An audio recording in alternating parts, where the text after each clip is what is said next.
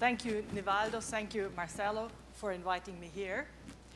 And I'm going to speak about a topic which touches on singularities, but not in the classical sense that there will be a theoretical result behind it.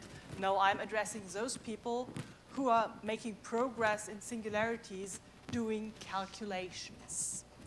And I will be speaking about calculations in general in algebraic geometry and singularity theory, but I'll also address as one of the problems in there calculations in resolution of singularities. But for the time being, let me start with a small motivation. So for me, all fields appearing here will be algebraically closed unless I state something else. And I'm starting with an equidimensional variety X given explicitly as the vanishing locus of a number of polynomials f1 to fm of dimension d. A very naive question that comes up while working every once in a while is the variety I have smooth or does it have singularities? That's something that everyone in the room can answer directly. You'll all say, oh, that's easy to compute. We use the Jacobian criterion. Yeah, sure.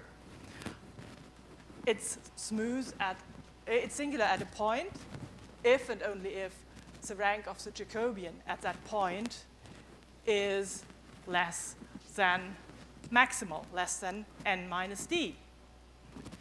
But what are we doing there? We are not checking whether it's smooth or singular.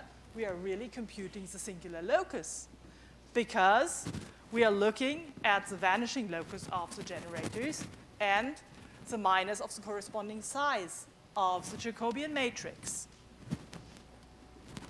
So the test is really the test, is the singular locus the empty set? Up to now, I haven't told you anything new, I'm sure. You've all done that dozens of times with examples that you could do by hand or just in a flick of a second on the computer. Now, look at an example that came up in recent research. A young PhD student from Kaiserslautern, Isabel Stenger, had as a PhD topic to construct explicit examples of numerical Godot surfaces. Those are very special kinds of surfaces appearing in the surfaces of general type. They have geometric genus 0, irregularity 0, and k squared equals 1. But the important thing is there were only very few examples known of singularities of that kind, and she was able to give a construction for a large family of such examples. But of course, having done this construction theoretically and then implementing it to get explicit examples, she wanted to check the properties. And the first property she wanted to check was, is her surface a smooth surface? Now, her situation was, she was in P12, she had 22 equations, and it was of codimension 10. 11, sorry. 11. So the number of minors appearing here has something to do with the matrix size. We have in there 22 choose 11 times 13 choose 11. So we end up with 55 million minors. 55 million minors, 55 million generators of the ideal. That's quite a bit. And that's not an example specifically constructed to make life difficult. That's an example where she really needed the answer. So what does the smoothness test by the Jacobian criterion do? We do an ideal membership test. If one is in I plus the ideal of the minors, or a radical membership test for that purpose, that's a Gröbner basis computation. And whoever worked with the Gröbner basis algorithm, more than just using it as a black box, knows that the Gröbner basis algorithm then has to form pairs of the polynomials in the input. So we have 55 million, choose 2 pairs to handle. At that point, you know that it is already hopeless, but the best thing comes at the end. We get the answer only at the end. Only at the end, in the sense of we have to follow through the whole computation to see whether one is in the ideal or not.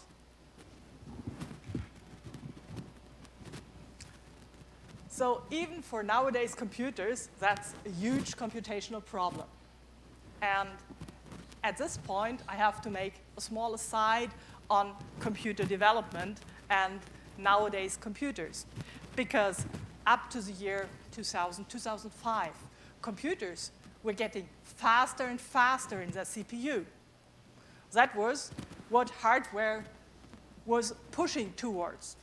But then suddenly, they reached some kind of physical limit. It was getting too hot, it was getting too small, it was getting too fast. They changed their directions. That was a good direction for us using Gröbner bases, because that was good for sequential algorithms. Now, after that time, they changed their goals. Instead of making it faster, they said, oh, most problems we are handling in CPUs are small. We can do more of them in one box. So we are putting more cores, more small computers into one processor, being able to do several things at a time. Unfortunately, that doesn't help us with our calculations that are not parallel in their character. We have to wait until it finishes, as I said on the last slide. So they are catering mainly to parallel computations. And what's state of the art today? So multi-core CPUs, even in laptops, and of course, high-performance clusters. That's the next step. But still, the step from a laptop to the cluster doesn't help us with the kind of algorithms we had. So who benefits from it? Who can make use of that new progress? Certainly not us, it's parallel algorithms. So that's the direction where we have to head.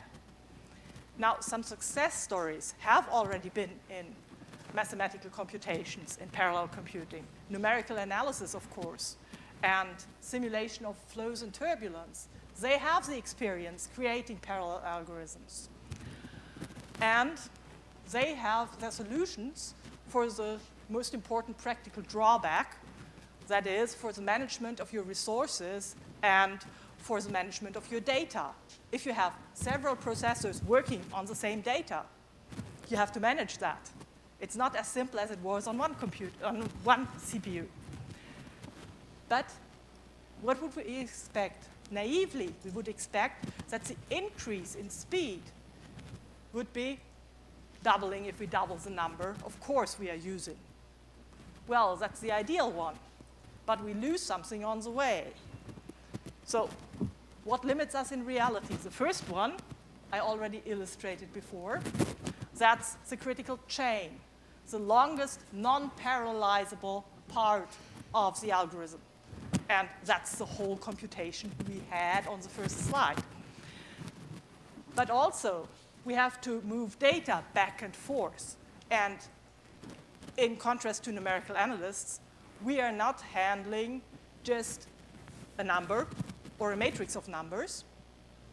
We are moving polynomials or ideals around. So we have larger objects that we are handling. And of course, if we are moving around larger objects, if we are manipulating larger objects, we have a high probability of accessing the same data from two different cores and corrupting our data. So we have to lock our data. One process might have to wait for the other to finish. So those are limiting factors that we encounter wherever we have parallel computing, but that also hit us. Now, what kinds of parallelism do we have? What is known, and that's from computer science now. The first kind is fine-grained parallelism. That is something where the processes have to interact in a very short distance of time. They have to interact immediately exchange data as fast as they can, and that's something that usually only happens on a single CPU because everything else is too far away, counting using the network as a distance. And that's something that is already there. If you use computer algebra systems nowadays, then it will do something like that with your processors. Then there is coarse-grained parallelism.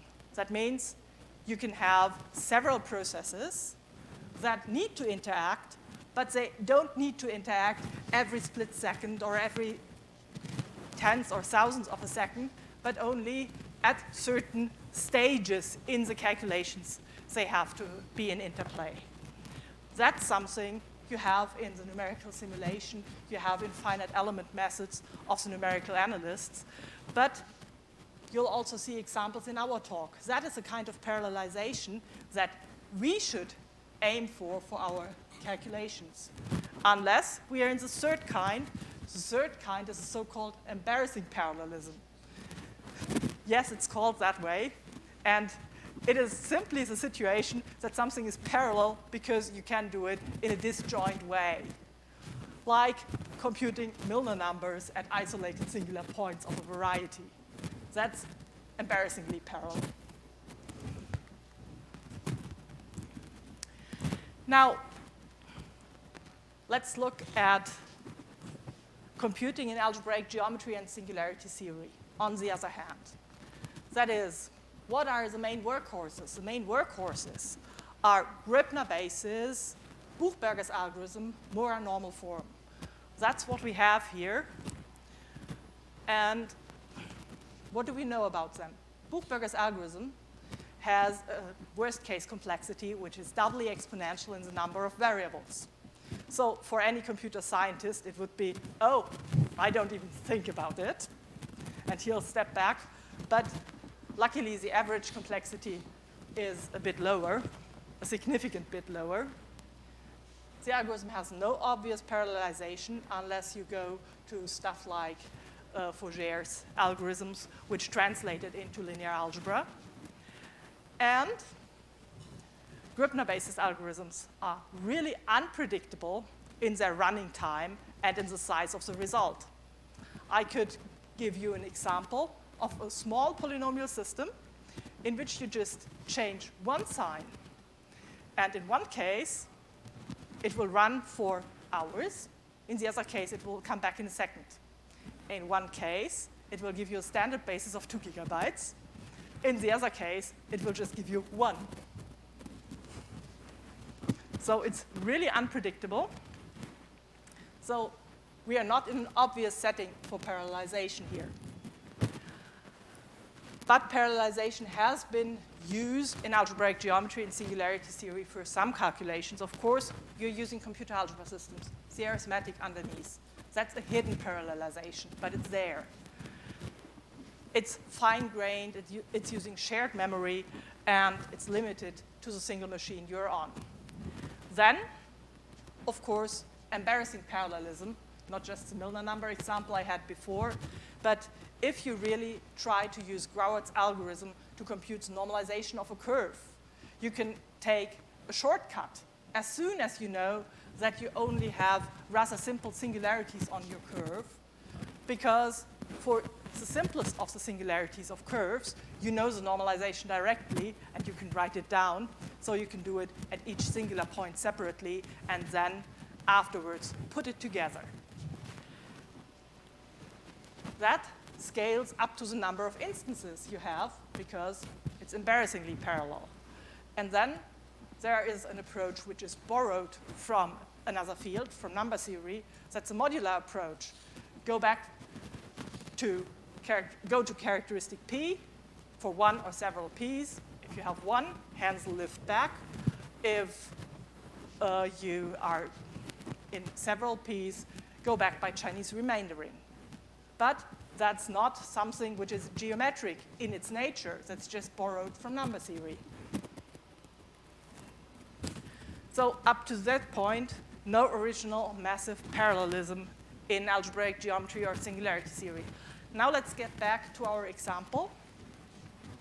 And what we wanted to test is whether the singular locus is empty, and we miserably failed doing that in a sequential way. And we have a huge problem. The huge problem is we cannot hope that in 2 years we can solve it because computers became faster. We need a completely new approach. The approach we had before doesn't help because it's not parallelizable, because it's a single Gribner basis calculation. So what can we do? And there's already a name appearing there. Just let me fix the setting again. We are over an algebraically closed field. We have a finite set of polynomials which create an ideal of which X is a vanishing locus. And our goal is to test whether X is singular without computing its singular locus explicitly. That is, without using the Jacobian criterion. And we want to do it in parallel. So let me remind you that in 1964, somehow, during the whole conference, we are in the 1960s. But in 1964, Hironaka proved in his groundbreaking work, Resolution of Singularities in Characteristic Zero. There, of course, when he gave his construction, which was not constructive in all parts, but he gave constructive arguments, he had to say when his construction was finished, because he had to prove that it was a finite construction. So what he was doing was a finite number of blowing ups. But at a certain point, he had to find out that he was finished. And he was finished when everything was smooth and normal crossing. I'm not talking about the normal crossing here. The smoothness argument is what we are interested in, because he didn't use the Jacobian criterion. So how did he do it? He not only needed to test whether he was singular or not, he needed to know how far he was from being smooth. That is, he wasn't satisfied in just giving the singular points and the smooth points. He needed structural information on the singular locus. And the structural information was hidden in his invariant, nu star, which is a sequence of orders of certain power series at a given point P. All his arguments are local, really local at a point P in the sense of completions. And what is G here, G1 to GS? G1 to GS is, in nowadays language, a minimal standard basis in the local ring at P, there's a completion missing, with respect to a local degree ordering.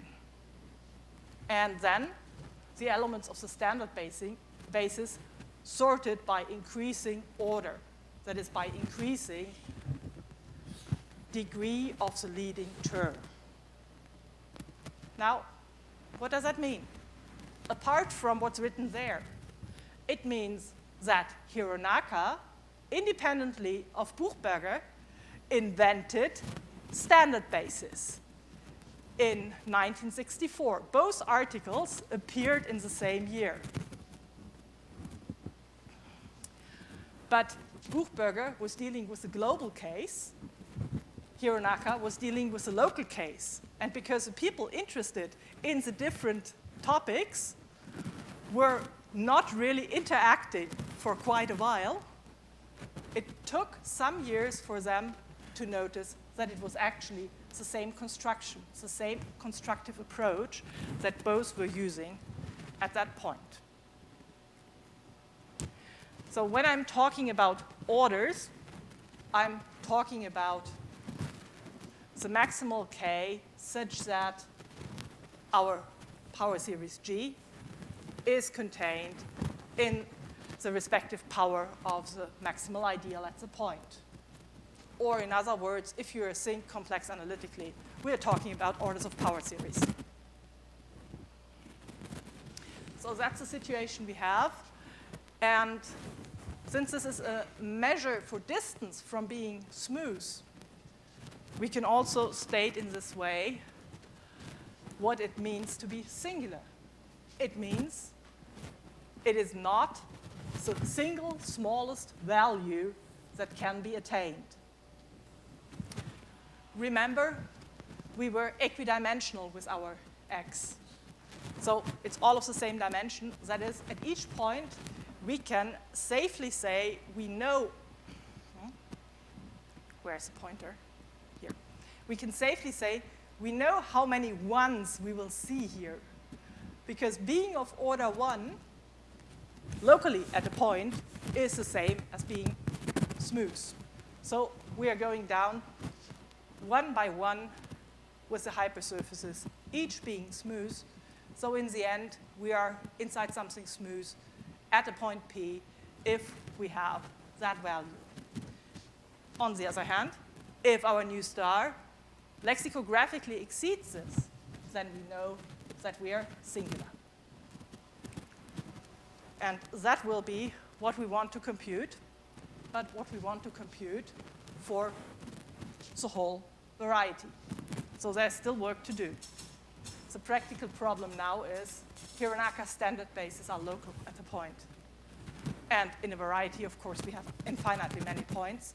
So we have to go from the analytic setting to the algebraic setting. We have to go from the completion to the polynomial ring.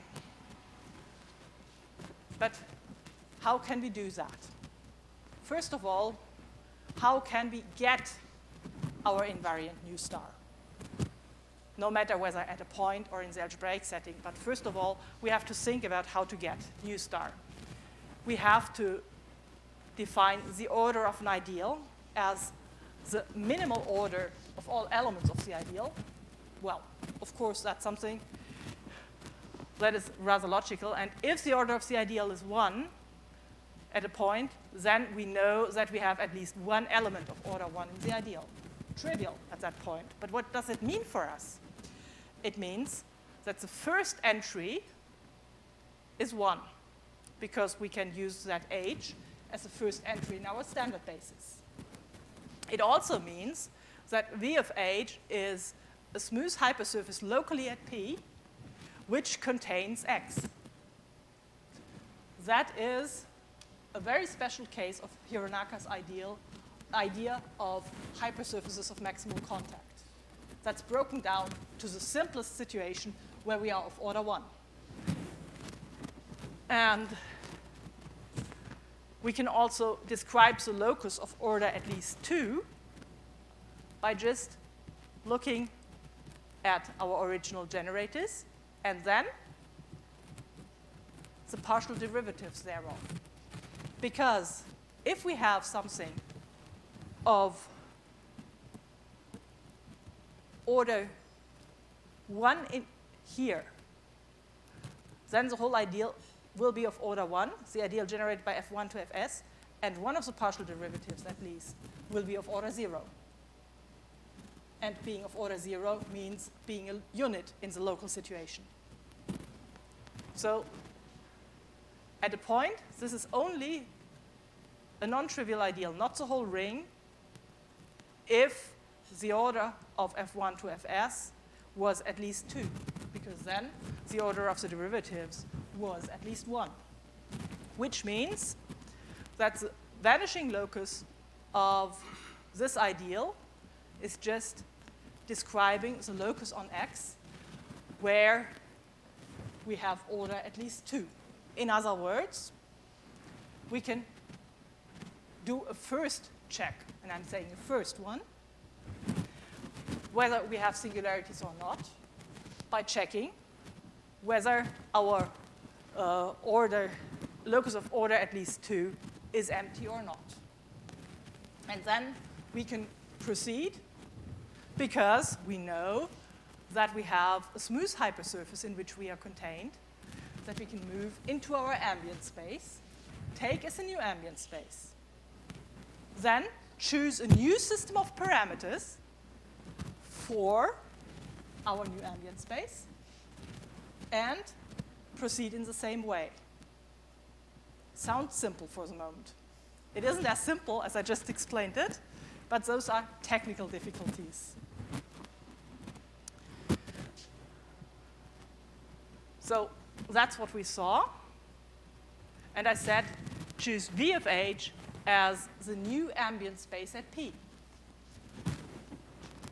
That is, we are no longer working, even locally, in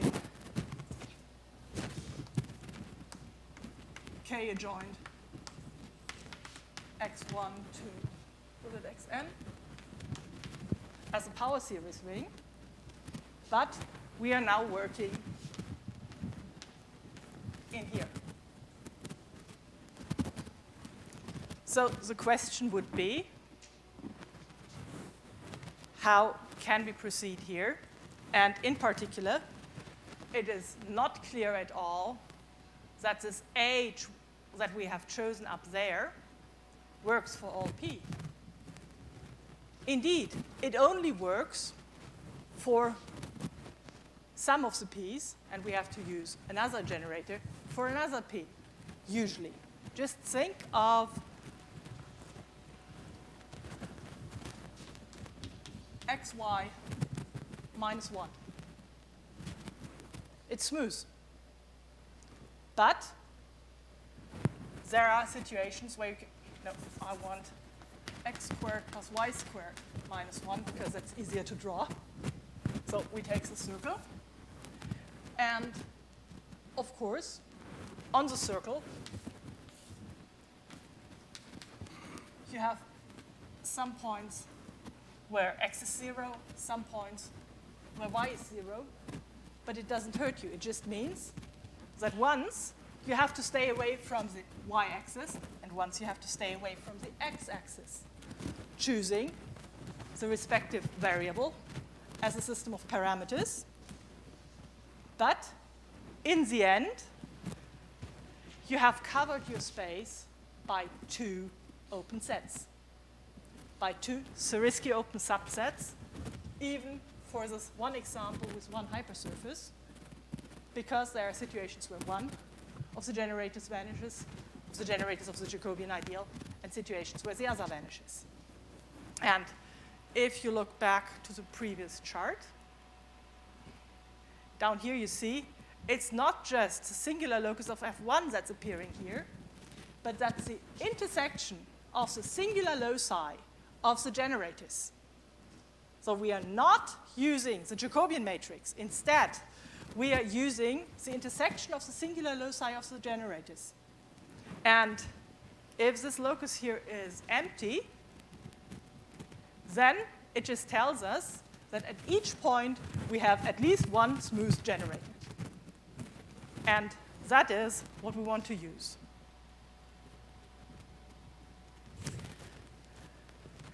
So luckily, we know that what we have here is isomorphic to some other power series ring by the cone structure theorem. And in that other power series ring, we can work, but those y1 to yn minus 1 is a local system of parameters. The local system of parameters is usually a big, big obstacle in working with resolution of singularities if you do it theoretically. But here, we have represented everything on a computer anyway. We have our original variables that are there. And from these original variables, we can inherit a system of parameters at all points P of our 2 open sets. So for one open set, we inherit 1. For the other one, we inherit the other one. But the important thing is we have candidates for our local system of parameters in the sense of we have the original variables, and we just take those original variables, translate it to the point, and leaving out those which are related to this one. So in that case, for example, if you say x should be non-zero, then you're still left with a variable y. And you use y, or y minus 1, or y plus 15, no matter. But you're using the variable y. On the other hand, we want to do that not just locally at a point, but the whole construction also can be transferred to our original ring and then localized at a polynomial g. I'm not localizing at an ideal. I'm localizing at a polynomial. That is, I'm making invertible all powers of g. That means just staying away from one of the axes in our example. So this transfer is possible because all constructions that appear, including the construction of derivatives by the local system of parameters, can be phrased polynomially. So in the end, the algorithm that we want to use is the following. We choose appropriate v of h, the h from here, and d of g. That's where we have to stay clear of. G is a derivative of h, because when we are using h, we want that h is non-singular. That is, we cover by the complements of the vanishing loci of the partial derivatives. Of course, we don't need all of them usually, but that's a different story. On each d of g, we have this inclusion. And we know that v of h is smooth. Now, we repeat the previous construction in the new ambient space. That is, we have moved one generator into the ambient space. The codimension has dropped. Not the dimension, the codimension has dropped. And we take a local system of parameters, as I just explained, and then we have a new covering by taking a new h and one of its partial derivatives. But what happens here when we iterate that? No, just already in the first step, choosing one h and its partial derivatives, we already get as many charts in our covering as we have partial derivatives. And if we have more than one generator, then of course we do that for all generators. So theoretically, without cleaning up beforehand, we have the number of generators times the number of variables as charts. Of course, we can then take a smaller covering, but that's a different story. But the price we pay is that we have many, many smaller problems. But many, many smaller problems is exactly what we wanted. We didn't want one long problem, but many smaller problems. So that's the right way to go. The number of charts increases as the codimension drops. But if we are in sufficiently small codimension, then we are no longer in the situation that we have 22 over 11, but we choose 11, but we might have something like 15 choose 4, or 14 choose 3. And that looks certainly a bit more pleasant. In practice, you go down until you're sure that your problem is small enough and you do the Jacobian criterion in the chart. Because, after all, the Jacobian criterion is faster than Hironaka's test if you have to do it all the way down. So, what are the challenges? We have to take large neighborhoods for the new ambient space. So if we have, for example, a partial derivative which is a constant, that is, with that one we can cover everything. We are happy, and we'll accept that and not care about the other ones. And we want to keep the number of charts low and use only easily computable charts. And we need to make sure that on the whole chart we can use the same induced local system of parameters which is a technical issue, but which is important that we don't have to cover again. And the largest computational obstacle is the derivatives with respect to a system of parameters, because that involves several additional computations just because when derivatives by a system of parameters are taken, it's not just like, okay, do it mechanically, but you have to take a total derivative. Now, choose a large enough neighborhood. That means check whether everything is covered whenever we have a covering in our hands. And keep the number of charts low, or use easily computable charts. That's more or less like if you do it in parallel and you have enough processors, then just let the fastest covering win. Because if you do anything beforehand, if you use any heuristics, you can only lose.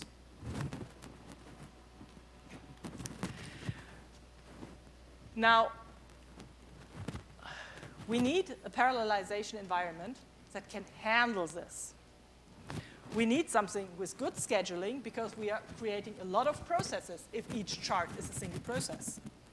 And we have processes that create a lot of children and maybe grandchildren and great-grandchildren. And then at some point, we notice that we don't need the process anymore.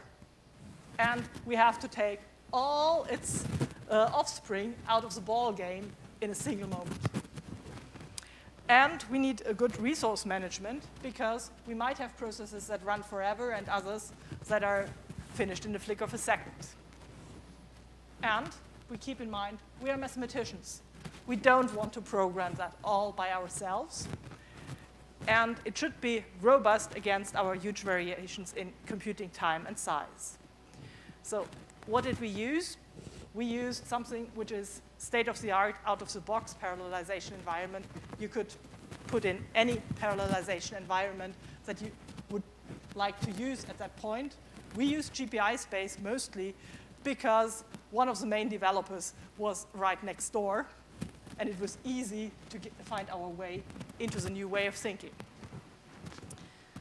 So it was originally designed for finite element methods, and it separates completely the coordination and the computation layer. That is, we leave that to the computer scientists, and we do that part on our own. It has a good resource management, of course. It has a memory layer that we are not using with Singular, and it is a PatriNet-based workflow engine. What does it mean, PatriNet-based? I think most in the room have never heard of a PatriNet, right?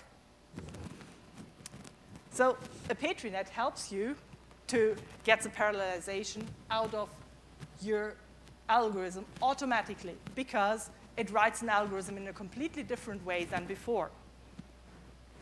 Let me explain to you a sample PatriNet. First of all, it's a directed graph, and it has two kinds of vertices. It has places. Places are the round circles here. On a place, you can have data. You can have a process to be computed, which is sitting there waiting. And you cannot just have one. Just think of a whole bag of marbles for a child's play that you put into the first circle here. And then they can go one by one to one of the boxes. The boxes are the places where something happens, where something is computed. Each time you have something on your place, the transition here, the box, can fire and can do something. So one marble goes in here. Now there are two arrows going out of the box. That is, the box creates two new marbles which go to these two places. And then, because those places are filled, these two transitions can fire, each separately, if there is free computing power. But at the same time, another marble from here can fire. But we do not control which one fires first. It's just the net that does the transitions in that way. And in that way, we can work all the way to the end. Here, if we have a marble up here, but no marble down here, this one cannot fire because it needs two. But if they are both filled with at least one, then it can fire and we get one output token. That's in principle the idea. And because you can just put in a whole bag of marbles that goes through like in a child's toy, you can do things in parallel without worrying about the scheduling. That's the computer scientist's part that's doing that. They need the net, and we take care of the boxes. In theory, the boxes don't take any time. In practice, of course, they might take ages. So the algorithm I just presented to you, I now have on a slide as a Petri net. That looks a bit more daunting, I think. But it's still putting the marbles in here, going to the initial transition to put all the tasks in here. We check whether we have something to do, of course. And then we check whether we don't have anything to do, throw away. Or we haven't reached the codimension from which on we want to do a Jacobian criterion. So if we haven't reached it, we go down here. If we have reached it, we do a Jacobian criterion. So if we go down here, we check whether our locus of order at least 2 is empty. If it is, fine. If not, wow, we have found something. We can stop everything. If it's smooth, we have to go down, do that construction from here, and come to that place again. Until at some point, our codimension is low enough, we do the Jacobian criterion, end up here, and have to decide, are we smooth? Throw it away. Are we not smooth? Say, stop everyone, I found one, and go out. Or, at some point, we notice there's nothing here, there's nothing there. So there's nothing going on anymore. Our child's toy is empty. All marbles fell out through that exit up here. So we know we are smooth. That's basically how the algorithm is implemented. Now I think I skip that one and go to the timings right away. So that's how the timings behave with increasing number of processes. Down here you have the number of processes, and up here you have the timings. And that already tells you you win a lot. But what is more interesting is that one. Here you see the speed up with the number of cores. The red line is the linear speed up that you would expect. At the beginning, okay, yeah. And here at the end, first of all, you see that somehow levels out. But it doesn't level out because we saturate the computer. It levels out because we just run out of charts. We have about 180 charts here. And with 180 charts, it is quite obvious that 190 to 220 cores doesn't make any improvement anymore. On the other hand, we have something rather unexpected to us even when we plotted it. That's that part here. In that part, we are above the ideal speed up. So at first we thought we did a mistake in the timings. And it took us a while to analyze the example and really put the running times of all the occurring charts into a simulation and then find out what was happening. What was happening is, down here, you don't have enough processes to let the fastest covering win. You simply have 4 or 6 charts which take a long time and block cores. And then, of course, for the others, there is less computing power available. But when you come to this point here, you have enough cores that all possible coverings are starting more or less at the same time. And then, of course, the fastest will win. So that's where the superlinear speedup came from. In other words, we are really gaining more than just parallelization. We are also gaining over a heuristic we do a priori. So that was just a first application. Let me now sketch where this could be heading.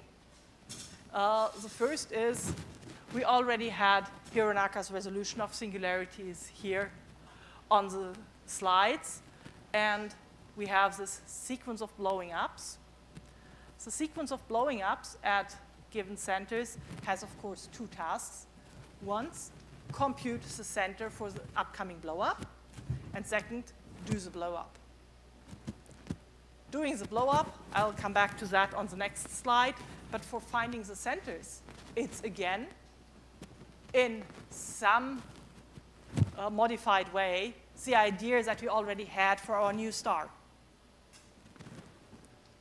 So it's computing new star with some modification, some extra data. So we have seen the rough ideas there, and there's parallelization potential. In particular, we also know by the constructive approaches that were pioneered by Bierstone and Millman and Villamayor basically in the same year, at the end of the 80s, beginning of the 90s, that we can do that in a functorial or in a canonical way. That is, we can do that in a way that it is locally controlled, algorithmic, and constructive in all details.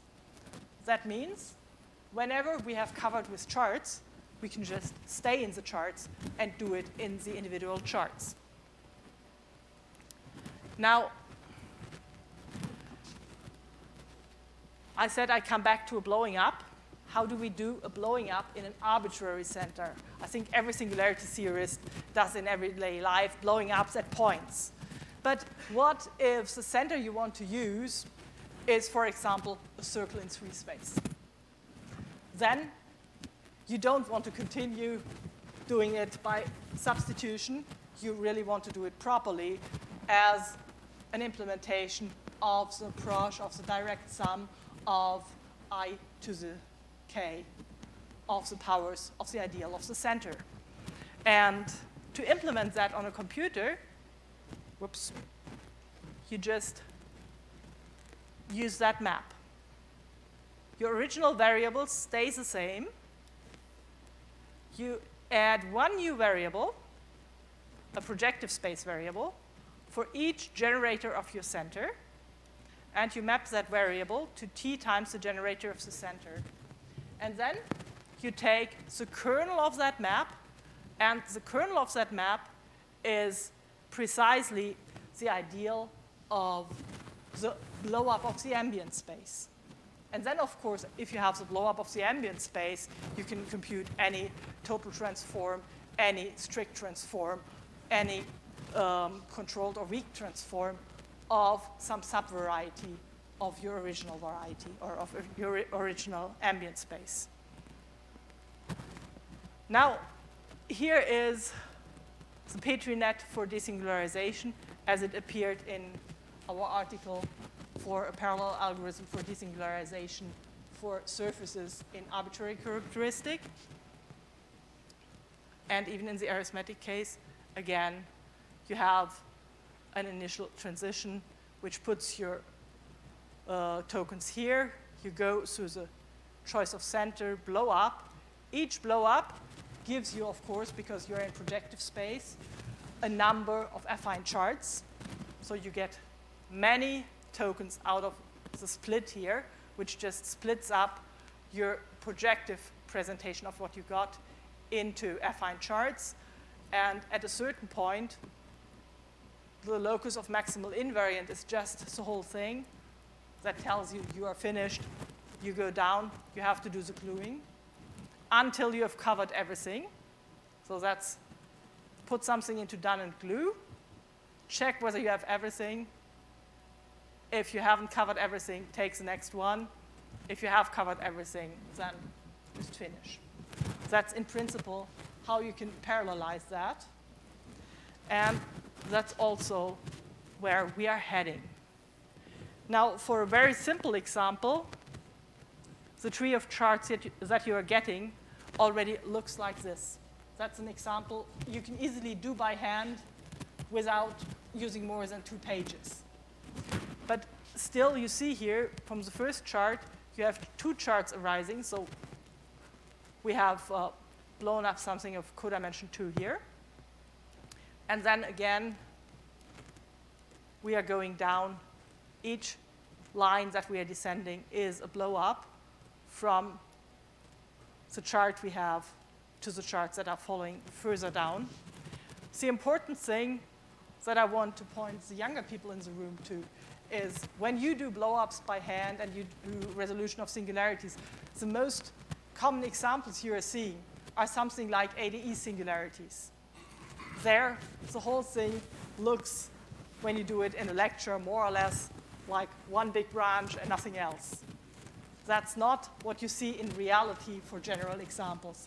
For general examples, you usually see large, wide trees that go down at different places to very deep levels.